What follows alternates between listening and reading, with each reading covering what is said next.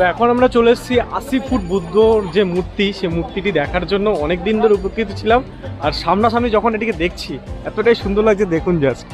ও হো অ্যাম্বিয়েন্সটা দেখুন জাস্ট, খুব সুন্দর, খুব সুন্দর, অপূর্ব নিদর্শন। দেখুন গৌতম বুদ্ধ ধ্যানমগ্নে রয়েছে, এই চিত্র এটির কি সুন্দর আর্কিটেকচার। তো বন্ধুরা এখন আমরা আছি 80 ফিট উচ্চতা গৌতম বুদ্ধের স্ট্যাচুর এখানে। এটি হচ্ছে 18 নভেম্বর 1989 সাল 14তম দলাই লামা এটি উদ্বোধন করেছিলেন। আর এটি বানিয়েছিল জাপানের দাইজোকিও সম্প্রদায়। প্রায় 7 বছর ব্যয় করেছে এই মূর্তিটি বানানোর জন্য। প্রায় 12 লক্ষ মানুষ নাকি এই মূর্তিটি বানাতে লেগেছিল তখনকার বলে। আর এটি আর্কিটেকচার ছিল আমাদের ভারতের গণপতি সাতপতি। এত সুন্দর একটা গৌতম বুদ্ধের মূর্তি দেখেছেন সেই গণপতি সাতপতি, উনি আমাদের ভারতের আর্কিটেকচার। আর দাইজোকিও সম্প্রদায় কিন্তু পুরো রক্ষণাবেক্ষণ করেছিলেন এবং সেই দাইজোকিও সম্প্রদায় এটি বানিয়েছিল। দারুণ লাগছে না, পূর্ব নিদর্শন। এটি দেখে মনে হবে গৌতম বুদ্ধ ধ্যানস্থ অবস্থায় কমলের বেদির উপর বসে আছেন।